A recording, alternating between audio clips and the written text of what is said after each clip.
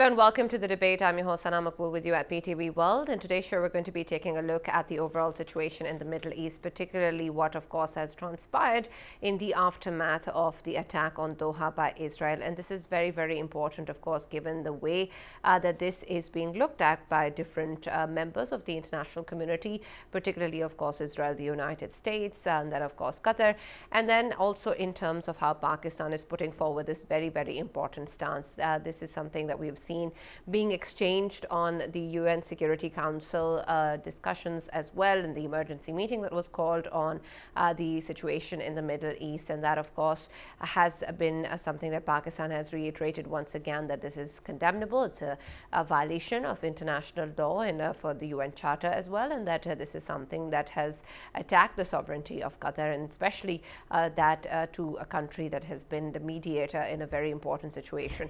And so this possible breakthrough is something very, very important in terms of what can be done moving forward and the ways in which we can actually explore this and how the international community must react. There was, of course, a heated discussion, exchange of words between the Pakistani and Israeli representatives, and we'll look further into that. But the statement, of course, that has been coming in is justifying and defending Israel's attack, and that is what has been coming in from within that country. And so how is that going to be looked at by other members of the international community, particularly the United States, remains to be seen. Whether or not that will call for any consequence, that of course is yet to be seen, and hasn't really been something that has helped the suffering of the people of Gaza or the genocide that continues, and then of course the spillover that we've seen in other countries around the Middle East as well. And so what is the larger context in which of course the geopolitical scenario exists, and then of course other international members can possibly react in this situation, is also integral to the way forward. That is going to be our discussion in the debate today. For this and more, as always, in the studios, I've been joined by senior analyst Raja Faisal,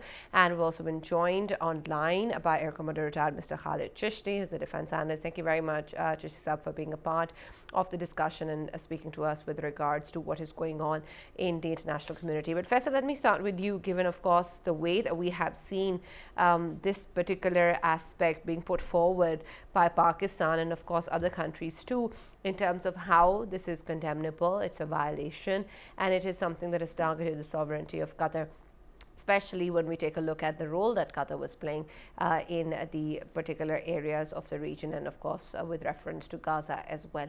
In such a scenario, you have a country who's not only attacked Qatar but also is defending or justifying its actions. What do you make of this particular scenario and the ways that you think that countries like Qatar or others like Pakistan who are condemning this act must do and respond to in a way that makes sense to the international community as well? Is it really something that has to be put out in words that this is a violation? Is it not obvious enough? So now the ideal ideal retaliation is to retaliate against a country like Israel that is, of course, hegemonic towards its neighbors, that is hegemonic towards the whole region, and the kind of audacity they have shown of obviously, coming up with these kind of statements inside United Nations Security Council, and of course putting forward their stance that they have done so just because they were trying to counter the terrorism. Somehow, I mean, the whole world knows it is not something secret which Qatar was doing. Of course, they were holding the talks. They were holding the talks between Israel and of course Hamas group, and Qatar is known for something like this. I mean, in past, of course, they have been playing their role to manage peace in, of course, Afghanistan as well. Then we have been seeing that they've been playing a very positive role in the Ukrainian crisis as well. And when it comes to Gaza situation, of course, since the day one, they have been, of course, mediating to calm the situation down and somehow take everything towards the long-standing peace. But overall, of course, there is one country that doesn't want peace at all, and knowing the facts that, of course, Americans, when Donald J. Trump gives time of 2 weeks, they don't even wait for 2 hours. They simply go and bomb these places, and they simply, of course, challenge the territorial integrity of Qatar. And of course, Qatar is not the only country they have challenged the integrity of. Of course, we have seen that they have bombed Syria in past, Iraq, and then Iran, and then we talk about Lebanon. They have been doing it there as well. And then Gaza and Palestine, it is in front of the whole world. There is a genocide going on, and they have been, of course, punished. I mean, the verdicts were given against them by the ICJ, considering the Netanyahu and few more of his crew genocidal and war criminals. And overall, of course, they are not listening to anyone. It is more of a double standards of course, the world powers and the United Nations. When it comes to any other country, if there is any iota of action they are conducting against the neighboring countries, I mean, they will jump in. And when it comes to Israel, Israel has been committing war crimes, Israel has been committing genocide, and Israel has obviously have been challenging the territorial integrity of other peaceful countries, and nobody cares about it, nobody stops it. It's more of US presence, which I mean, everyone knows that US has a presence in Qatar as well. Qatar's airbase Al Udeid, that is considered as the largest presence of US Air Force in the Middle East. And overall, what do they do? I mean, they just make sure that Israeli interests are secured, Israeli interests are intact, and nothing happens to Israel. But when it comes to the other countries, of course, they are making sure that none of the other countries in the Middle East are able enough to achieve the self-sustainment in terms of defenses, and they don't want them to be able enough to defend themselves. Rather, they want them to be a country that is relying on the Western countries, especially when it comes to US. And US is playing its game in the favor of Israel, and Israel is being given a free hand to do whatever they want. We know that statements and the sentiments which are coming from the American side, they are entirely different, in terms that they are claiming that, oh, we didn't know. Well, if you didn't know why the Israeli fighter jets were being, of course, refueled by your own, planes, and this needs to be looked into. And there was assistance which have been provided in past, still is being provided, and even in future, that will be provided to Israel by the US. So, to me, US presence in the Middle Eastern countries, there is only one reason for it, and that reason is that they are just to safeguard the interests of Israel.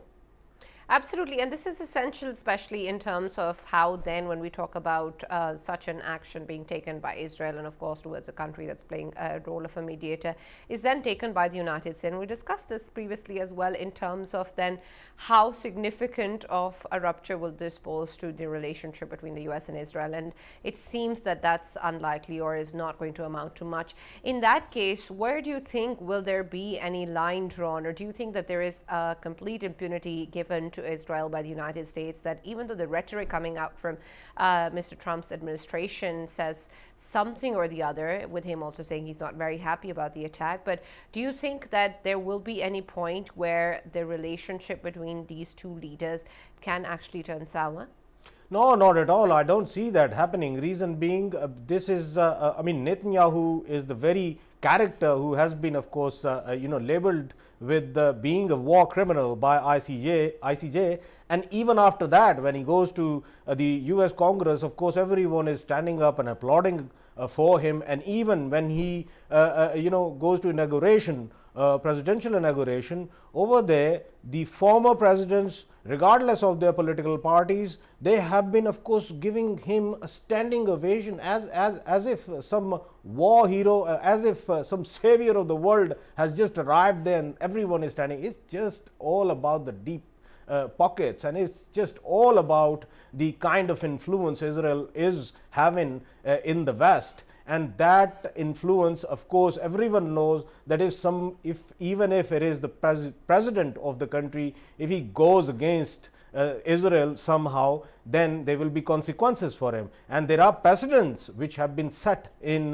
past as well. JFK, I mean, that is that's the precedent which have been, of course, set by them, that anyone who would be raising questions on Israel or raising questions on deep influence of Israel in the Western countries, of course, they will be no more. And that's what we have been seeing in recent past, and a very long past, and that was the modus operandi of Israel.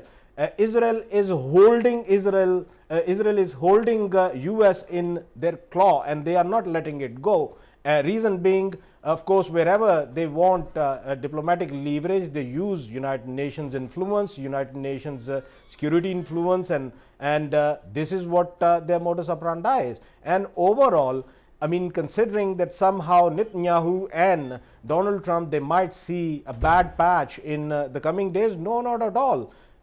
Even if he's having corruption charges on himself, Yeah.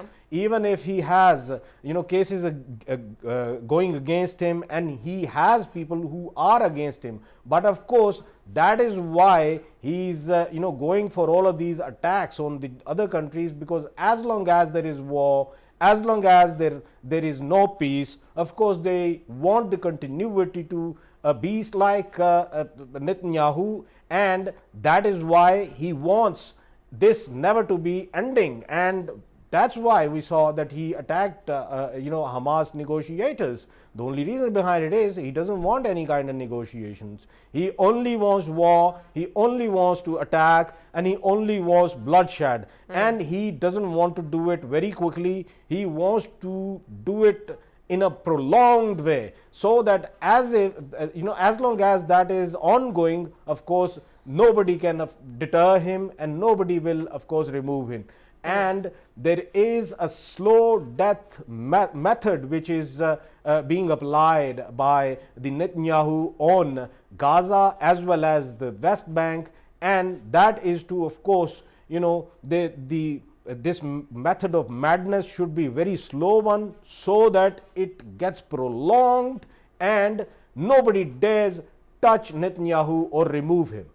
Right. Let us also welcome in the debate Air Commodore retired Mr. Khalid Chishti. Thank you very much, Isisab, for joining us and being a part of the discussion. And I also want your take in terms of what has been going on in the Middle East. And while we've discussed what the US and Israel nexus is and seems to remain so despite whatever actions Israel has taken, I want your take then in terms of what responses do you think can be expected from Qatar, a state that, of course, has played a role of a mediator, is also integral to the United States in terms of its presence of military bases, but with the reference to Israel, perhaps not as much. And so I want your take then in terms of what sort of a response do you think can possibly be there coming in from a country whose sovereignty is being attacked? And in response to, of course, such an attack, do you think that there can be some sort of united front by other countries in the Middle East or otherwise as well, who will be able to stand up to what is really going on? Thank you very much for having me in your program. And I must add here, unfortunately, I could not listen to the discussion before. I just joined in. What I believe is that Qatar already has limited options, because you already know that you must have discussed that the American, one of the central command air base is positioned here since 2008. The Americans have a huge number of troops there with even fighter jets, one of the most modern fighter jet fleets they have. With all that, we need to see, this is the capacity that we're talking about. We need to talk about the resolve, and do they have the determination? Are they enabled by the Americans or the people who are obviously managing these things to go all by themselves, or are they dependent on America? I believe most of their equipment obviously is being either run or is influenced by America so much that they probably are not enabled to take on any of the ventures, especially the offensive part. I do not believe that they'll be able to take on those. They have one of the best fleets available. Probably as a former fighter pilot, if you ask me to handpick the best aircraft in the world, I will go for a Typhoon Eurofighter, I will go for Rafale, I will go for F-15 QA. These are one of the most modern airplanes that the world can offer. That is what Qatar has, with almost 15 to 16 billion budget against Pakistani only 9 billion. The country which is almost 70 times smaller in size against us, and it's about 80% population less than us. So with that, can they still generate enough of threat or posturing against Israel? I doubt very much, because unfortunately, most of the things are not being handled all by themselves, as was seen in case of May 2025, when the Indians, about 85 aeroplanes got up in the air, and within about 3 to 4 minutes, they were confronted by about 42 Pakistan Air Force fighter jets. And within next about 30 minutes, 7 did not go back and land to their bases. They were crashed. Obviously, this is the outcome. When you're not dependent on the clearance, you're not or not to be enabled by somebody else. This is what the result should have been. And the last point from my side is that, unfortunately, the debate is not how bad is the breach of the sovereignty of an independent country which was hosting a negotiation. We are mostly talking about that how much warning was Qatar given, why didn't they give enough early warning, why was it conveyed late to them.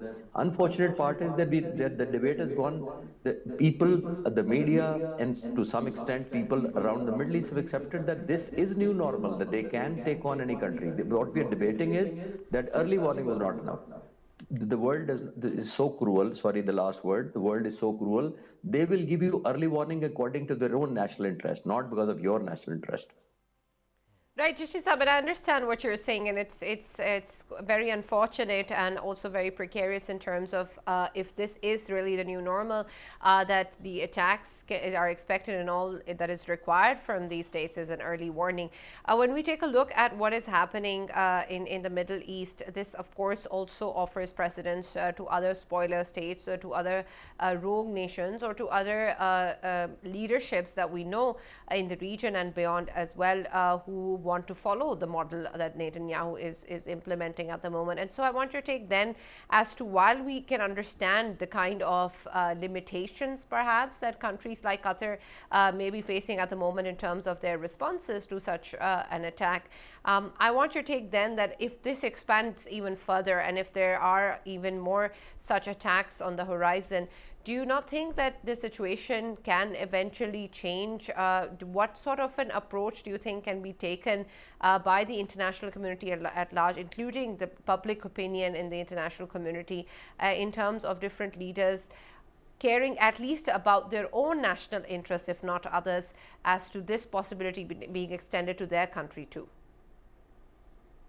I think your observation or the apprehension are absolutely valid, because to some extent now it's become such normal thing that it's a matter of time in some of the cases that we talked about, the Libya, Yemen, Syria, and so many other countries. Obviously, the sovereignty has been breached and not been countered by those countries. So unfortunately, probably the hesitation in the minds of Israeli government and the policymaker has shifted to a level where they have probably assumed that they can take on any country. However, I think the countries like in our part of the world, Turkey, Pakistan, Saudi Arabia, and many other countries should be definitely concerned about it, that this should not spread. They should take a positive stance about it, united stand if possible, but that unfortunately seems to be a good wish and a desire only and a recommended option. But can they do it?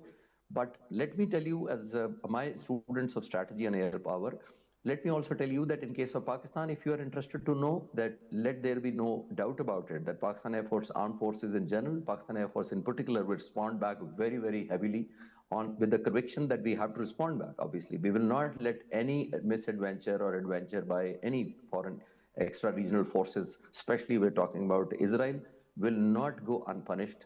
It's based on the capability that we have presently, and based on the resolve and determination that the Pakistan Air Force has, backed by obviously armed forces in general and the people of Pakistan in particular. Right. Chishi Saab, of course, Pakistan has put forward this stance on the international arena, and we also know that at the UN Security Council special meeting, this issue was discussed and put forward by a representative there. And we saw an exchange of words with the Israeli representative too. And I want your take and your perspective on that discussion, because not only is the attack there, but the justification behind the attack is also being put forward by Israel, of course, defending its own position or claiming that whatever it's doing is correct. And then situation, to use the analogy of the attack when we take a look at the situation as to what has happened in Qatar, and to draw parallels with what happened in Pakistan and Osama bin Laden. Of course, a response has been given by our representative at the UN platform, but I want your perspective, particularly in terms of where do you think this is coming from? How do you see this particular analogy, and what would that mean in terms of the importance of making sure the world understands the difference? I think as a student of international politics, I was highly impressed by the response that came from Pakistani representative, Mr. Munir. I think that it was befitting, focused, and very, very logical. Why? Because obviously it was built on the historical facts, it was built on the track record of Israel, and that probably couldn't have been a better answer than that. And there was no analogy between what the Israeli president, the prime minister, has said about Osama bin Laden. That the two things do not go hand in hand. Why? Because Osama bin Laden was declared a terrorist organization, which Pakistan also accepted. It was not that we were trying to portray it as a justified struggle. So the Americans came and took out Osama bin Laden. The whole world, and especially Pakistan, was leading the war against terrorism in those days. It was just one incident in which you cannot label that Pakistan itself as a state or government as a policy was against the attack. It was only the breach of sovereignty that we talked about. Otherwise, Pakistani government, the armed forces were obviously very much against any kind of terrorism, that we were supporting the West on that country. So there is no analogy that I find. Obviously, because they're not finding any reason to justify, so they probably are connecting something to which is absolutely irrelevant.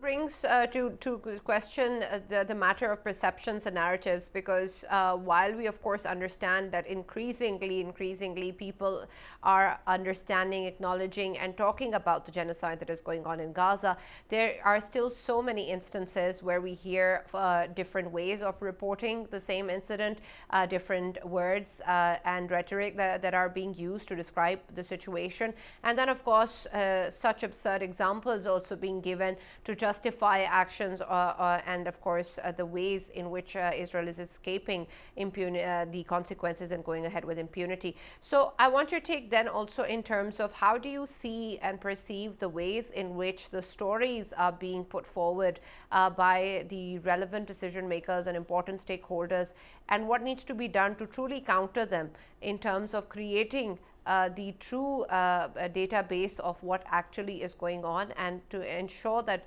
public opinion and decision makers' opinion reflects that. You see, the unfortunate part is that the Israelis being backed by the US in most of these activities and action that are taken, and obviously the Americans have not backed out from there. So most of the world, unfortunately or fortunately, is dependent on the connivance of US on many fronts, economically, military ties or trade or whatever. So obviously many people are unable to come forward aggressively and take on even the diplomatic front or on the political platforms. So that's probably one of the biggest hindrance, because people by and large, and especially those leaders all around, are not talking about morality. They're not talking about the humanitarian needs or the killings, genocide that's going on for Palestinians. They are more looking towards America, that what is America doing about it? That's the unfortunate part. I think the world, the people with the sane mentality, the thoughts, and obviously with the human heart, they need to come forward and get united. As you notice that there are a lot of platforms at private level or those level where the organizations, some non-governmental organizations are getting together in the sea, they're making floats go through. But this is more of a symbolic. This probably will not be as damaging unless there is some economic hit, there is some economic boycott of the Israeli products or the products which are being sponsored by them or owned by them directly or indirectly. There has to be some message, and only then probably there'll be a lesson. Otherwise, probably Israel, with the backing of United States, unfortunately, would continue to do that what it's doing. Thank you very much, Khalid Shishab, for joining us and sharing your views with us in the debate. Faisal, I want your perspective on this too, given especially in the ways that Pakistan is putting forward its stance and the importance of making sure that stance is heard, because you also, of course, know what happened at the UN Security Council. It's important that the world understands and recognizes that. Do you think that is the case? Yeah, obviously, Sana, when we take a look at the analogy which has been, of course, used by the spokesperson for the Israeli side, I mean, this is utmost nonsense. Reason being, Pakistan is a country that has obviously laid lives 80,000 lives in this war on terror, which we have been fighting since more than 20 years. And when it comes to, of course, our economic losses, they are more than $220 billion obviously worth of the economic losses we have.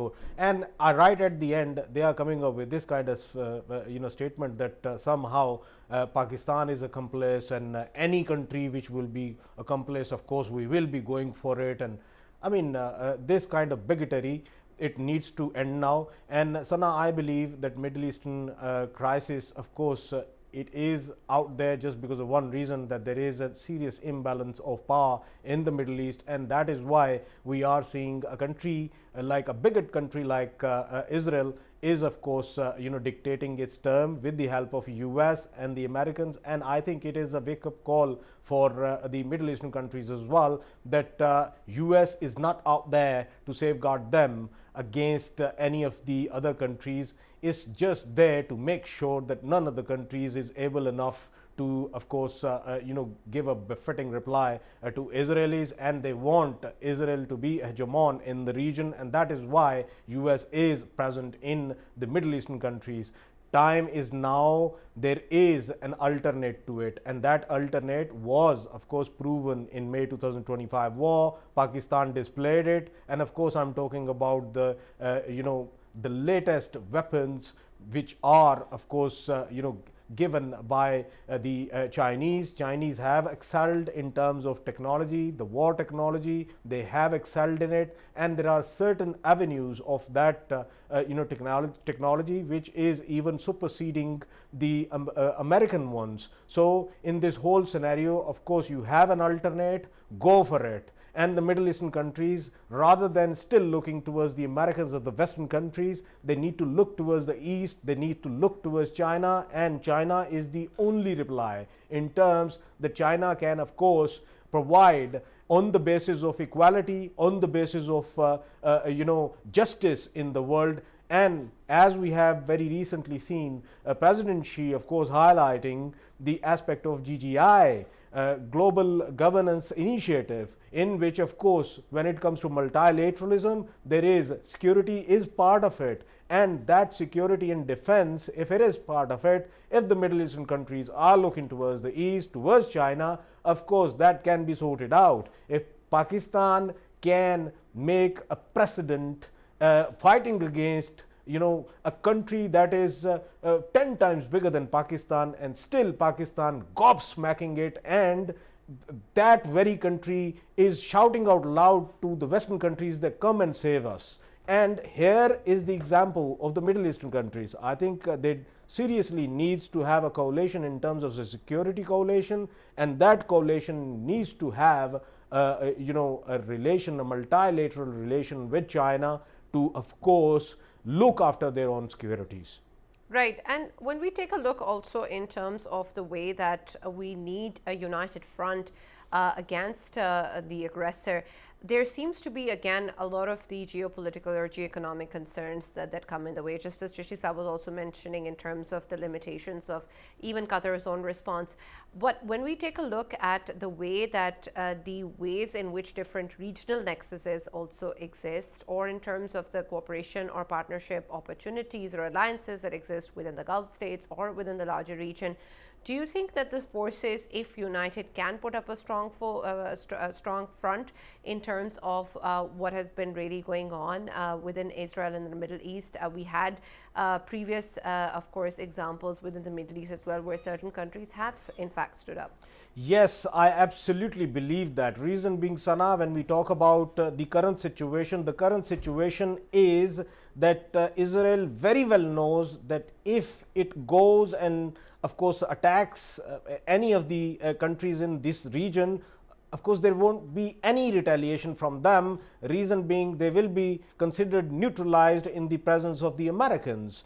And of course, the very countries we are talking about, the Middle Eastern countries, they wholeheartedly entirely rely on the Western countries when it comes to their own defenses. And if one of their very own and very dear ones is coming to attack them, of course they won't be available to save them, and this has happened there. And if they are going for a right option, and even if there is a difference of a firepower, Israel might be having a good firepower, or Israel might be having the support of the Americans. In that context, of course, America would be cautious as well, that just because of one country, just because of one man, Netanyahu, they have, of course, sabotage their own presence in the Middle East in terms of having good relations with the other rest of the countries. And don't forget, these are very countries. I mean, 2 months ago, 3 months ago, we were highlighting in our show that how crafty President Donald Trump is, that he managed to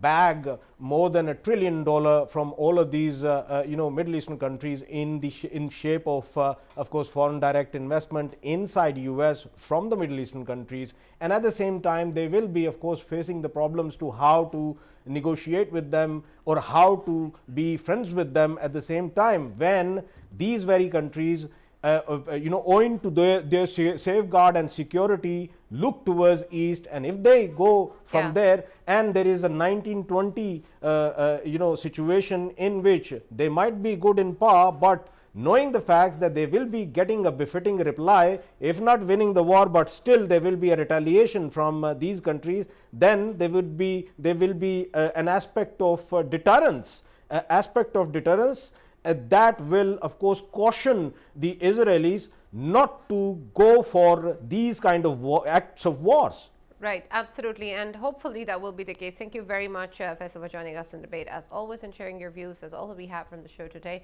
but we'll be back tomorrow to talk about more stuff going around in Pakistan and around the world.